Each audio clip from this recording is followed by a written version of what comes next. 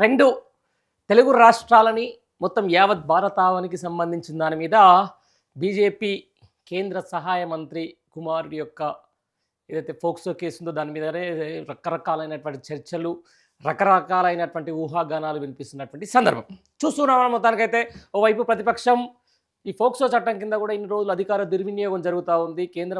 కేంద్ర సహాయ మంత్రి అని చెప్పేసి అతని కుమారుణ్ణి కాపాడే ప్రయత్నం రాష్ట్ర ప్రభుత్వం చేస్తుందని చెప్పేసి గగ్గోలు పెడుతున్నటువంటి పరిస్థితి. ఆ పిల్లోని పోస్టర్లు పట్టుకొని మెట్రోలు తర్వాత ఎక్కడక్కడ కూడళ్ళ చుట్టూ అతికిస్తున్నటువంటి పరిస్థితి. మరోవైపు సరే ఏం జరిగిందో అసలు ఆ ఇష్యూలు ఏం జరిగిందో తెలియక ముందుకు ఎట్లా స్పందిస్తాం, దానికి సంబంధించి దాని మీద మా పార్టీ లైన్ ఎట్లా ఉంటే అట్లా చూద్దాం అని చెప్పి అటు బీజేపీ అంటున్నటువంటి సందర్భం.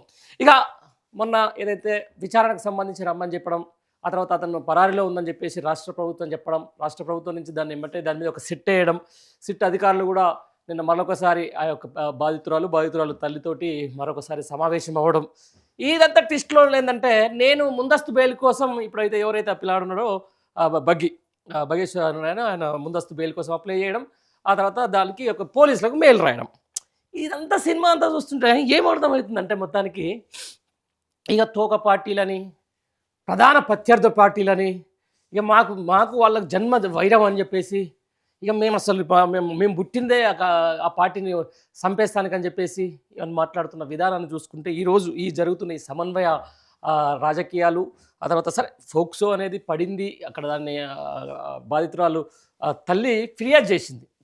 ఏమవుతుంది, కోర్టులు ఏం చెప్తాయి, తర్వాత ఏం నడుస్తుంది అనేది it is about the line, అదంతా ఓకే. బట్ కాకపోతే ఒకటే సామాజిక వర్గానికి చెందిన అమ్మాయి, కేవలం ఈ అబ్బాయి పక్షం ఉన్నటువంటి ప్రధాన పార్టీ ఏదైతే ఉందో, కేంద్రంలో అధికారంలో ఉన్న పార్టీ ఏదైతే ఉందో బీజేపీ, ఆ సోషల్ మీడియాలో వస్తున్నటువంటి విపరీతమైనటువంటి కామెంట్స్ చూస్తే, విపరీతమైనటువంటి వాళ్ళు మాట్లాడుతున్న విధానాన్ని చూస్తే, హనీ ట్రాపింగ్ అని చెప్పేసి, లేకపోతే అమ్మాయి క్యారెక్టర్ అజాజినేషన్ చేసుకుంటూ ఇష్టానుసారంగా మాట్లాడి అమ్మాయి ఫోటోలు వాడుకుంటూ వేరే వాళ్ళని తిట్టుకుంటూ ఈరోజు సోషల్ మీడియాలో పోస్ట్ చేస్తూ ఉన్నారు. ఎట్ ద సేమ్ టైం నిన్న మొన్న వచ్చినటువంటి కొన్ని తోక పార్టీలు ఉంటాయి కదా, అంటే అమ్మ అంటారు, అసలు మరి వాళ్ళు ఎవరికి కీలు బొమ్మో మరి నిన్న మనకు క్లియర్గా అర్థమైనటువంటి మాట ఏంటంటే, ఎవరైతే బాధితురాల పక్షం పోరాడే వాళ్ళకి సంబంధించిన దాని మీద బీసీ కార్డులు వేసుకోవాలని చెప్పేసి పార్టీలకు వచ్చేవాళ్ళు, పార్టీలు పెట్టుకునే వాళ్ళు ఎవరి పక్షం నిలబడాలి, బాధితురాల పక్షం నిలబడాలన్నా లేకపోతే నిందితుడు వైపు ఉండాలి? మనం నిందితుడు ఇప్పుడే మనం కన్ఫర్మ్ చేయలేము, బట్ ఒకసారి పడిందంటే మనం అదేగా దాన్నే యూజ్ చేస్తాం కదా.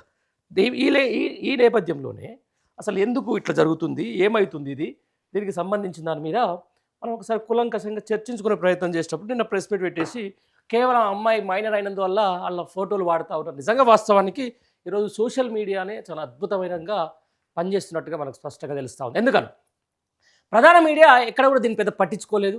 ప్రధాన మీడియాకు ఫోన్లు పోయినాయి. ప్రధాన మీడియాకు ఇదివరకు ప్రధాన మీడియాలో పనిచేసినటువంటి నాలాంటి ఒక జర్నలిస్టు ఇప్పుడు అధికారంలో ఉన్నటువంటి లేకపోతే నాయకులతో అయితేనేది, లేకపోతే ప్రధాన మీడియా ఉన్నటువంటి బ్యూరో చీఫ్లతో సంప్రదింపులు జరిపేసి ఏదో సెట్ చేసిందని చెప్పేసి కూడా సోషల్ మీడియా వార్తలు వస్తూ ఉన్నాయి. మరి సోషల్ మీడియాలో వస్తున్నటువంటి ఈ కేసుకు సంబంధించి దాని మీద పూర్వాపరాలేంది, అసలు ఎట్లా పోయింది, ఏం కథ, ఏం కార్ఖానా, సీసీటీవీ ఫుటేజ్లు చూసిన తర్వాత, లేకపోతే వాళ్ళు పెట్టే కేసుల తర్వాత ఒక భిన్న వాదనలు, భిన్న స్వరాలు కూడా వినిపిస్తున్నటువంటి మాట. ఆఖరికి ఎవరైనా కూడా రాజకీయాలు అనేది అప్పటి లెక్క లేవు, చెడిపోయినావు అన్నమాట వాస్తవం. అందులో మంది జీవితాల్లోకి వెళ్ళి ఇట్లా గెలికి ఇట్లా మనం కుర్తికుండని చెప్పినట్టు తిప్పే బండి సంజయ్ లాంటి నాయకులు ఉన్నటువంటి కాలం ఇది. రైట్, వ్యక్తిగత జీవితాల్లోకి వెళ్ళేటప్పుడు మన వ్యక్తిగత జీవితాల్లో కూడా ఏమవుతుంది అనేది కూడా ఒకసారి చూసుకోవాలి కదా. 100%. మొన్న రీసెంట్గా ఒక ప్రధాన ప్రతిపక్షంలో ఉన్నటువంటి ఒక party, BRS party working president KTR, అంటే ఆయన పుట్టుకని మీదనే కామెంట్లు చేసినటువంటి బండి సంజయ్ ఈరోజు మరి ఇంత అన్యాయం చేసిన ఆయన కుమారుడు అని చెప్పేసి బాధితురాలు తల్లి చెప్తున్నటువంటి మాట. దీని మీద నిజంగా మరి స్పందించరా అంటే స్పందిస్తారు.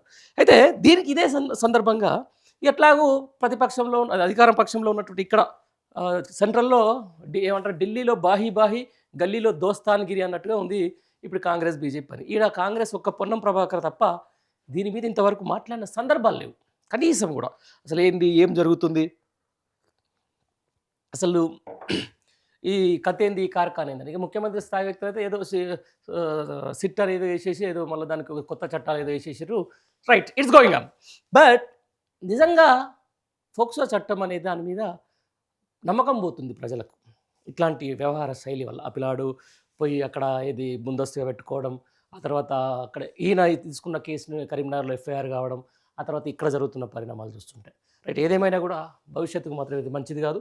మంచిగా చాలా అద్భుతంగా చిన్న స్థాయి నుంచి, కార్పొరేటర్ స్థాయి నుంచి ఈరోజు కేంద్ర సహాయ మంత్రిగా మారినటువంటి బండి సంజయ్ రాజకీయ భవిష్యత్తు బాగుండాలంటే ఆయన స్వచ్ఛందంగా ఆ పిల్లల్ని తీసుకొని వచ్చేసి ఆడ అప్పజెప్పాలి. అప్పజెప్పేసి కడిగిన ముత్యం లెక్క బయటికి తీసుకొచ్చుకొని పోవాలి. నిజంగా ఫోక్సోకే పడితే ఎవరైనా కూడా సాక్ష్యాలు, దాని తర్వాత రకరకాలైనటువంటి వ్యవహారాలు అవన్నీ ఫ్లోరెన్సిక్ అన్నీ చూసుకుంటారు కదా! ఆ తర్వాత టెస్టులు ఎప్పుడేం జరిగింది, ఏం కథ దాని మీద మొత్తం కూడా జరుగుతూ ఉంటది కాబట్టి నిజంగా ఈరోజు చట్టాల మీద నమ్మకం ఉంటే ఇప్పటికే బీజేపీకి సంబంధించిన దాని మీద అదొక లైంగిక వేధింపుల పార్టీ అని చెప్పేసి కూడా బయట అంటున్నటువంటి పరిస్థితి. ఎందుకంటే చాలామంది అక్కడ రేవన్న గానీ, అక్కడ వేరే వేరే రాష్ట్రాల్లో వస్తున్నటువంటి అంశాలు గానీ, వ్యవహార శైలి గానీ, విపరీతంగా లైంగిక ఆరోపణలు వస్తున్నటువంటి పార్టీ బీజేపీ. ఈ నేపథ్యంలో కూడా బండి సంజయ్ లాంటి ఒక నాయకుడు ఖచ్చితంగా తన కొడుకు ఏవైతే దాన్ని నిర్దోషిత్వాన్ని నిరూపించుకోవాలంటే స్వచ్ఛందంగా ఆయన తీసుకొనొచ్చి ఆడ నిలబెట్టేసి ప్రజాక్షేత్రంలోనే బయటపడాలి. ఇట్లాంటి పరారీ రాజకీయాలు లేకపోతే ఇట్లా మాకు సంబంధం లేని రాజకీయాలు చేస్తే మాత్రం రాష్ట్రీయ భవిష్యత్తులో ఖచ్చితంగా తెలంగాణ ప్రజలు ఎంతో రాజకీయ చైతన్యం ఉన్న వ్యక్తులు ఖచ్చితంగా దీని ఇంపాక్ట్, దీని ప్రభావం బండి సంజయ్ పొలిటికల్ కెరియర్ మీద పడడం ఖాయం. దాదాపుగా ఖాయం అంటే ఎందుకంటే చెప్తున్నాం కదా, ప్రజలు ఎప్పుడు మర్చిపోరు ఇట్లాంటి దాన్ని. స్వచ్ఛందంగా ఆయన తీసుకొనొచ్చి ఇగో తప్పు జరిగితే క్షమించను అని చెప్పి ఆయన అప్పచెప్తే ఏం కాదు. బట్ ఇట్లా ఈ పరారీ రాజకీయాలు లేరు కావాలని చెప్పేసి ఎదురుదాడి చేయించడాలు, ఆ నిందితురాలు మీదనే హనీ ట్రాపింగ్ అని చెప్పేసి సెపరేట్ ఒక ట్రాక్ నడిపియడాలు, ఆ తర్వాత మీడియాని మేనేజ్ చేయడాలు ఉంటాయి. కానీ సోషల్ మీడియా జమానా ఇది. సోషల్ మీడియా జమానాలో ఎట్టి పరిస్థితుల్లో ఎవరు తప్పించుకునే పరిస్థితి ఉండదు.